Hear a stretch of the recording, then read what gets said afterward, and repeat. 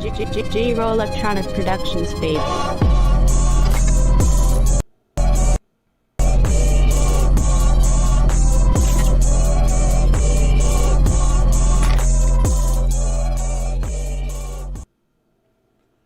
Welcome to DEMOCREPUBLIX, where we cover the real news that matter to we the people. Judicial Watch. New documents reveal CDC coordinated with Facebook on COVID messaging and alleged misinformation. On Wednesday, Judicial Watch announced the CDC coordinated with Facebook on COVID messaging and alleged misinformation. The CDC and Facebook targeted media outlets, mostly conservative, that posted any factual information that differed from the CDC propaganda. And notice they said factual, because a lot of the stuff that these outlets put out are based on studies. It just differs from what the CDC been putting out there. And y'all know I got a bunch of this, the studies I've read of myself, and what they doing is anti-science. What they doing is anti-science. If anything is against the government narrative, they censor, and it's ridiculous. And it's not just Facebook, but via Judicial Watch. Judicial Watch announced today that it received 2,469 pages of new documents from the Centers for Disease Control and Prevention, which revealed that Facebook coordinated closely with the CDC to control the COVID narrative and, quote, misinformation, and that over 3.5 million in free advertising given to the CDC by the social media companies. And I mean, this is government overreach. They shouldn't be working with these corporations like that to censor people. This is their way around. This is how they make. This is their way around the First Amendment. The documents show collusion between the CDC and big tech and COVID-19 messaging misinformation. In an email exchange beginning on January 2020 with the subject "Data for Good," CDC intros, a Facebook representative sends the Facebook coronavirus narrative to the CDC. It states the following: Facebook is taking a three-pronged approach to the global response for the COVID coronavirus. Limit misinformation and other harmful content on our platforms. So much for freedom of speech. And who says that is misinformation? A lot of the stuff that the CDC was saying back then was incorrect. And we know this because we reported on a lot of the stuff. And I got censored on a bunch of the stuff from that I was posting. Even though I wasn't posting on Facebook until up to a couple months ago, but when Facebook was censoring people, I was posting that it leaked from a lab and all of that stuff. Our third-party fact checkers have been rating information on the topic as false, including the AP, PolitiFact, AFB, Hong Kong, Rappel, IQ in the Philippines. As a result, we show people who come across the false content accurate information from our fact-checking partners and strong warning labels. We also send notifications to people who already shared this content, alerting them that it's been fact-checked. This is crazy. This is what they do. Provide accurate and harmful information on our platform to our partners. Partners are already using our platforms to share accurate information about the situation, including, it's major typo right here, Ono pages. I don't know what they were trying to say there. We have also provided ad credits to the World Health Organization, who had it wrong from the beginning. Remember, the World Health Organization, they started off with misinformation themselves. And remember, they said they was covering for China, and it wasn't that big of a deal at first. So, I mean, World Health Organization been wrong on so many accounts. They haven't been censored. Let's see. Right here it says, skip down to the next paragraph. Empower partners with data tools.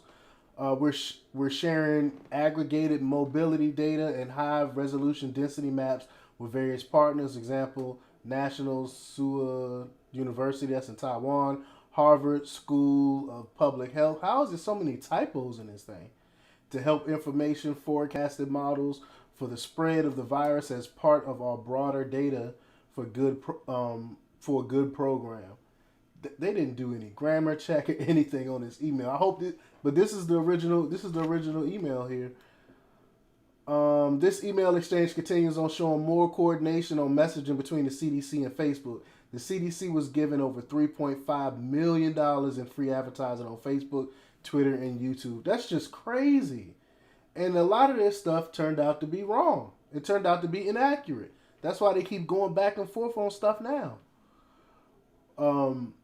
We now have significant amount of evidence that Facebook, Twitter, and Google, YouTube have worked extensively with Democrats and government officials to silence conservative voices. Yeah, we all know that. During the 2020 election cycle, Dr. Shiva Ayarori discovered that Twitter has built a special portal offered to certain governmental entities so that government officials can flag and delete content they dislike for any reason as part of their what they call Twitter partner status. So if somebody posts something on Twitter and the entity, whatever entity it is, the government entity, don't like it, they can delete it. They can flag it and delete it, the content. This is crazy. So they're giving the power to the government to censor people. The power to our government to censor people. And Twitter's supposed to be a private company. Yeah, right. But there is, so this is basically fascism. That's basically what it is. It's fascism. Some people call them technocrats. So this is fascism. But there is now evidence that Twitter is not the only tech giant engaging in this type of coordinated behavior to silence, censor, and discriminate against conservative voices. We have found similar privileges given to Democrat government entities by the operatives at YouTube and Facebook. And Twitter says here, Dr. Shiva Ayagud, I cannot pronounce that name, the man who invented email, ran for U.S. Senate in Massachusetts as a Republican and made allegations of voter fraud on Twitter. These tweets were then deleted by the far-left tech giant. Later, it was discovered that they were deleted at the direction of government employees of the Massachusetts Secretary of State office. So they're actually using this. They're actually using this. And not only the federal government, state government officials are using this to censor, delete, and discredit and get rid of information they don't want out there. So it's not just federal. I thought it was just federal government doing this at first. Wow, this is crazy. Discovering this, Dr. Ayadare filed a federal lawsuit by himself alleging that his federal civil rights were violated when the government silences political speech in order to affect an election. This is the first I'm hearing of this. I'm going to have to look into this. This is the first I'm hearing of this. Federal Judge Mark L. Wolf, a 1985 Reagan appointee, set a hearing on pending motion for May 20th, 2021 at 9:30 Eastern. His court order making quite clear he has taken this case seriously, and the court is highlighting several relevant cases that should give Twitter and its big tech bully buddies some pause.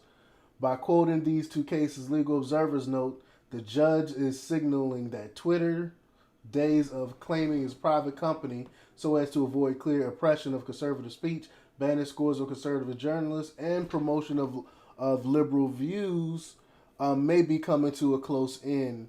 Manhattan Committee Access Corps versus Halleck. This is it. So this is the court case right here. A private entity can qualify as a state actor in a few limited circumstances, including, for example, when the government compels the private entity to take a particular action. And here's another case here, Blum versus Uretsky. This is 1982. A state normally can be held responsible for a private decision only when it is exercised coercion power to provide such significant encouragement, either overt or covert, that the choice must in law be deemed to be that of the state. So it sounds like here from reading this that Twitter They might lose this lawsuit come May. Oh, what? No, it's in May 2021, so it should have already passed by now. I'm gonna have to look into this. Um, let's see, where was it? May 2021. So I'm gonna have to find out the court decision on that. Unless they got the date wrong. This case could spell the end of CDA 230. CDA 230 is the provision of the Communications Decency Act of 1996 that gives internet and social media companies, this is 230, yeah, companies legal immunity from lawsuits due to the content they publish. So I've been an advocate of the big tech giants losing 230. This provision in law gives companies like Facebook and Twitter a way to dismiss lawsuits, but it also gives them the ability to act with impunity so that their actions cannot be legally changed. These companies have, according to their detractors, abused this immunity by suppressing dissent and specifically conservative views, viewpoints, and journalism. But I've seen a lot of leftists be censored on there too. That's not toting the party line. It's not just. It's actually not just just conservative views. But let me know what you think. Leave your comment down below. Like, share, and subscribe, and check out DEMOCREPUBLIX.com for the latest in news. Until next time.